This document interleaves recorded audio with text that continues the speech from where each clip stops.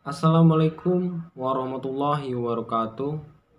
Alhamdulillahirrahmanirrahim atas berkat rahmat Allah yang Maha Kuasa, yang mana kita masih bisa bertemu walaupun di video virtual ini.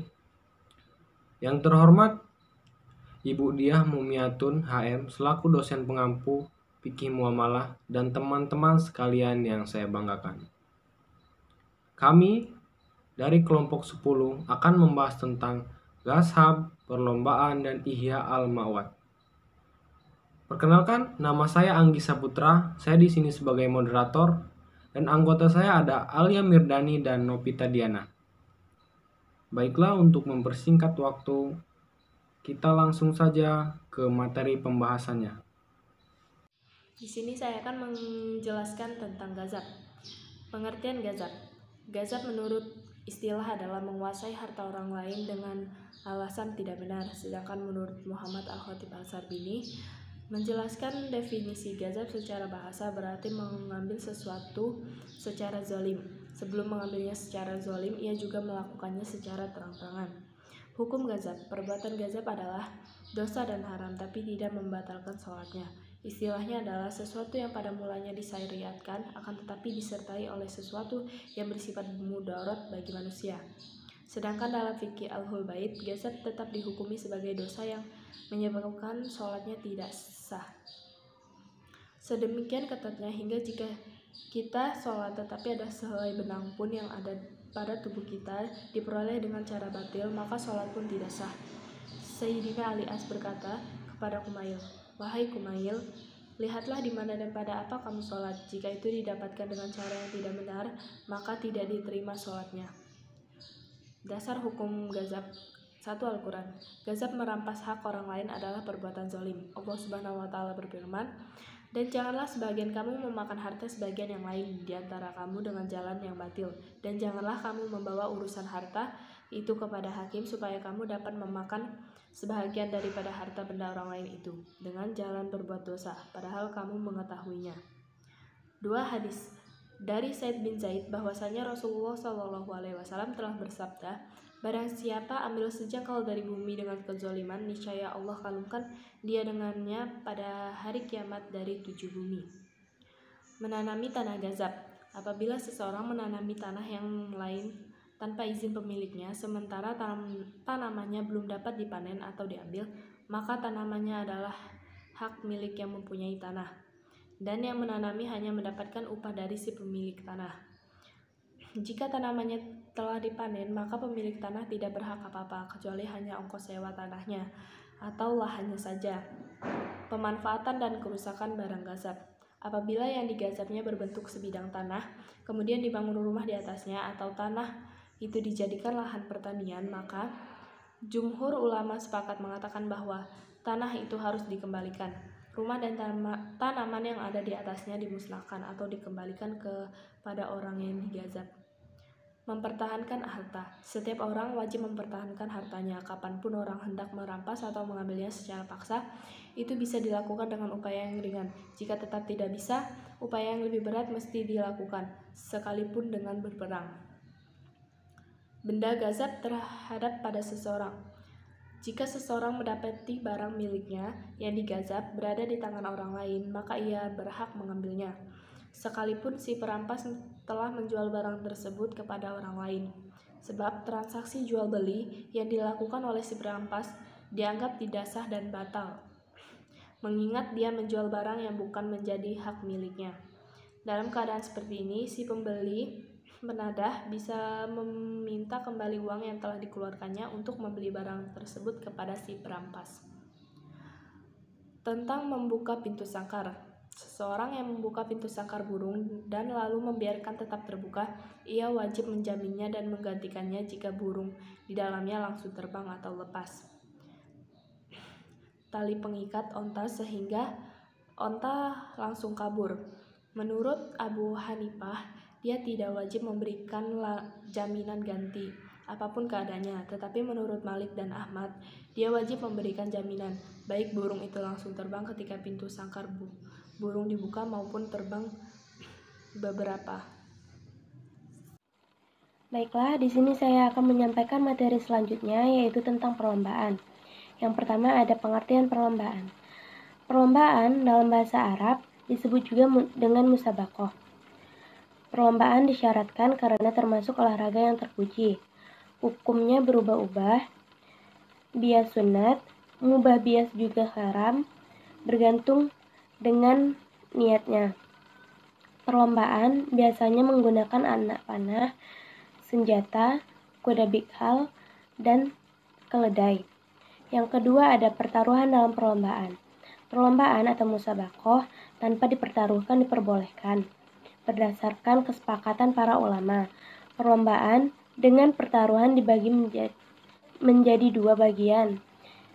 Ada pertaruhan yang dihalalkan dan ada juga yang pertaruhan yang diharamkan.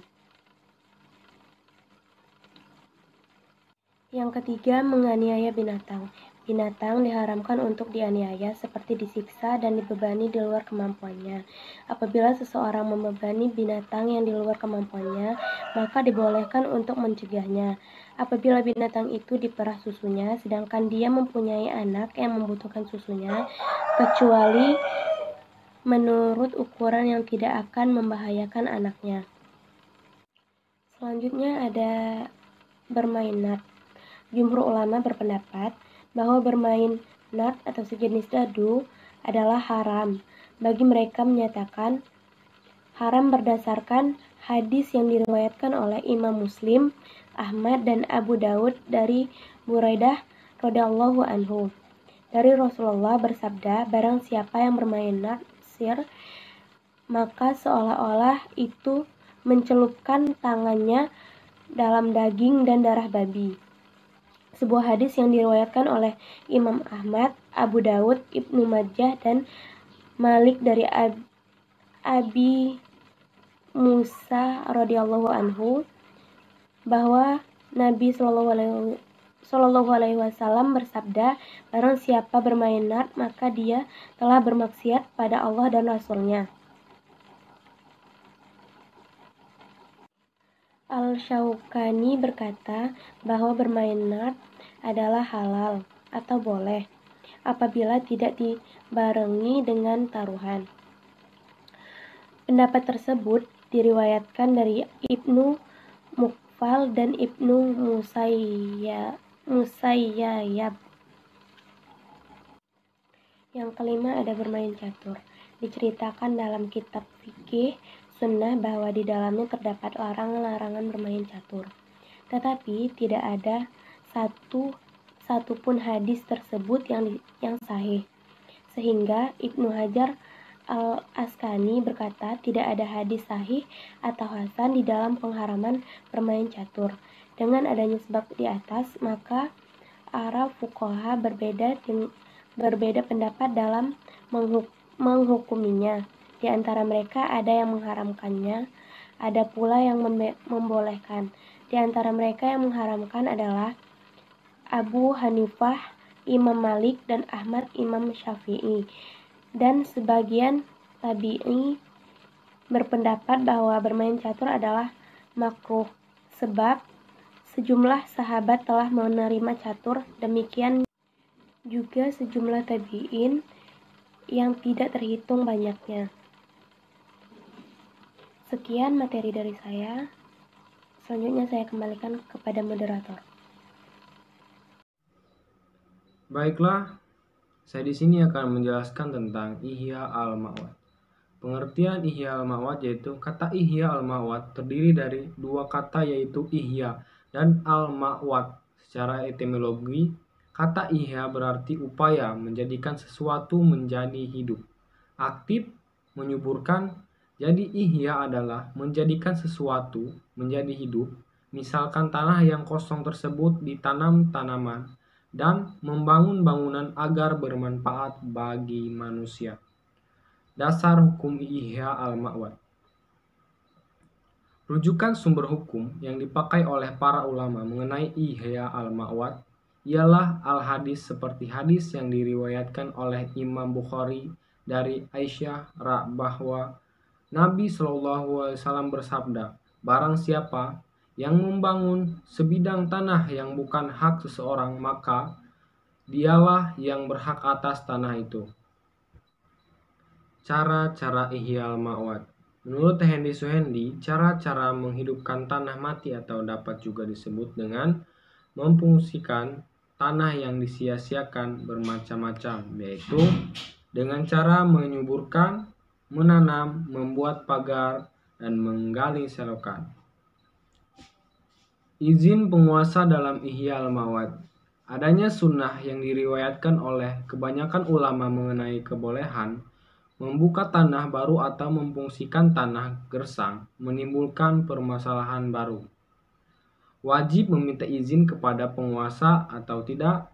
Para ulama berbeda pendapat dalam mengatasi dan menjawab pertanyaan tersebut. Orang yang membuka lahan, tanah baru otomatis menjadi miliknya tanpa perlu meminta izin lagi kepada penguasa. Dan penguasa berkewajiban memberikan haknya apabila terjadi persengketaan mengenai hal tersebut. Menurut Hanafiyah, bahwa bagi seseorang yang akan membuka atau menghidupkan tanah yang kurang berfungsi diwajibkan meminta izin kepada penguasa. Harim makmur.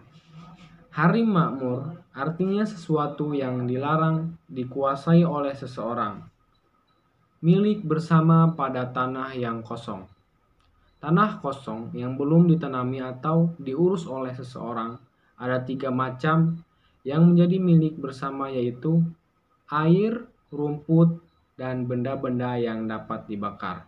Pembagian tanah. Yang dimaksud dengan membagi-bagikan tanah adalah pemberian pemerintah dari harta Allah kepada orang-orang yang pantas untuk itu dengan cara-cara sebagai berikut. 1. Sebagian tanah dikeluarkan dengan diberikan kepada orang yang mampu memanfaatkan dan menjaganya. 2.